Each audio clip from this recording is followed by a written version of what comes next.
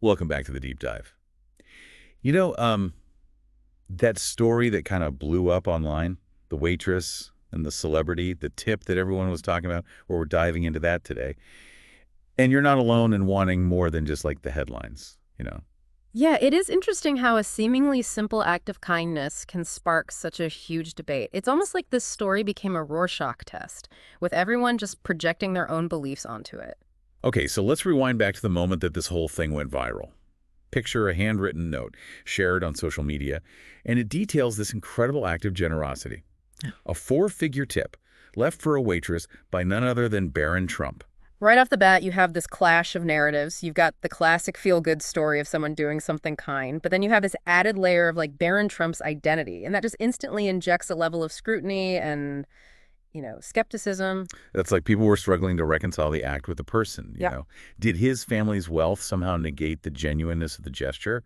Or were people just like surprised to see this side of him, a side we rarely see in the media? Exactly. And this is where I think it gets really interesting. Because beneath all the noise, all the speculation, the debates about motives and all that, there's this waitress, Donna, a woman whose life was profoundly impacted by this encounter. Yeah, and this is where we need to shift our focus away from the assumptions and the projections and towards the human experience at the heart of this story. So let's rewind even further.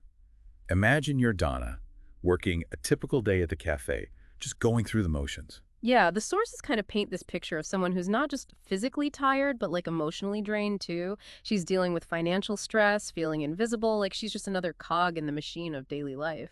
Yeah, it's that feeling of invisibility that really got to me. It's almost like she was blending into the background until this encounter with Barron Trump brought her into focus.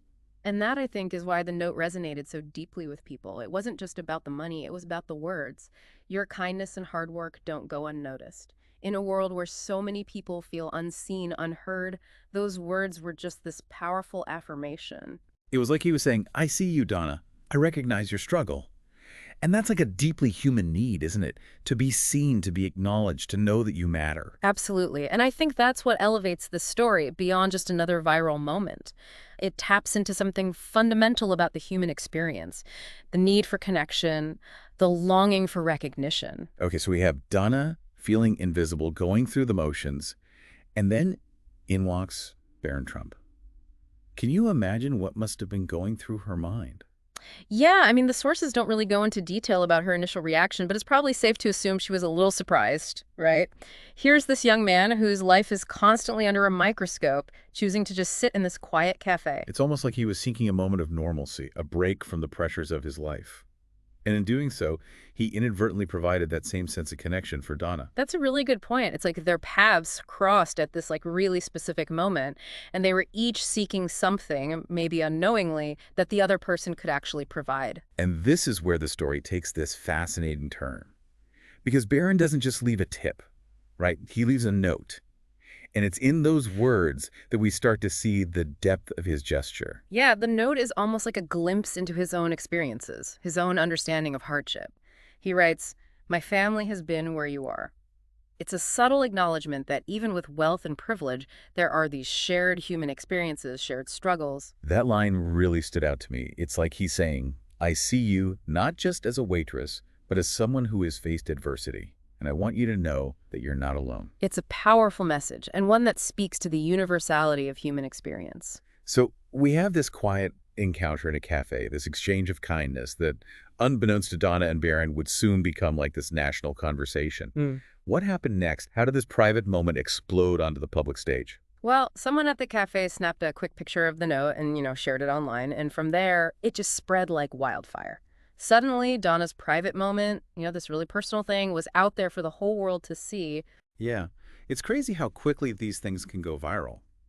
One minute you're just living your life, and then the next, your story is being shared by millions of people. I mean, Mhm.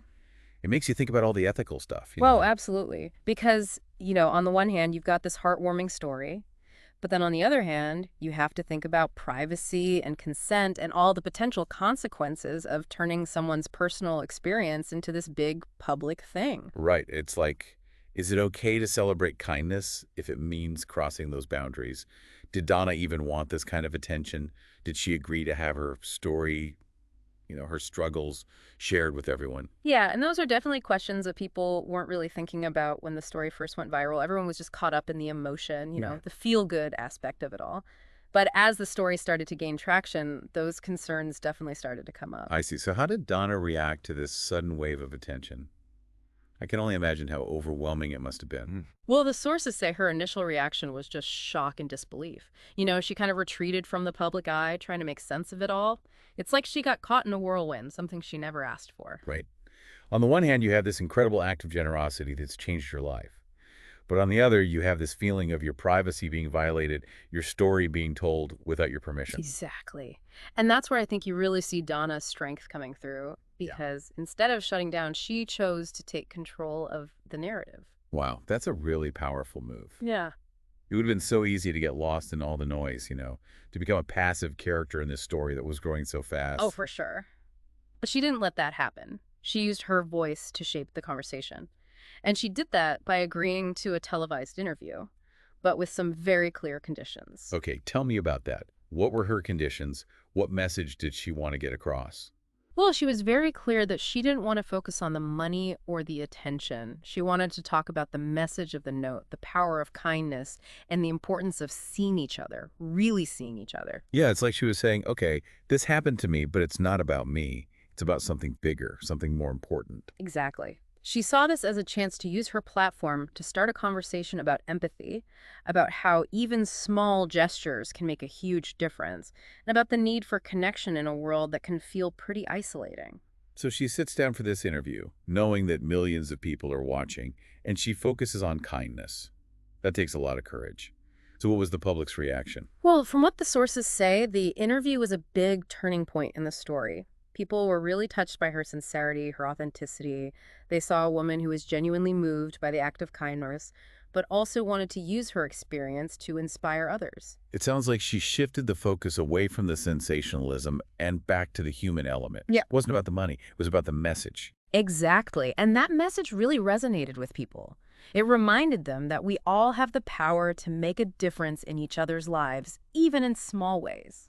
It's interesting how Donna went from feeling invisible to using her newfound visibility to highlight the importance of seeing each other, of recognizing our shared humanity. It's a great example of how someone can turn a potentially negative experience into something positive, something that could inspire change and connection. But hold on, the story doesn't end there. What happens to Donna after the interview? Does she embrace this new role? Does she keep seeking the spotlight? That's what I'm wondering. Because these days it's so easy to get caught up in the whole fame thing, especially when you've had a taste of it. Well, it's funny you'd think that, but she actually kind of went the opposite way. She went back to her regular life, back to her job at the cafe.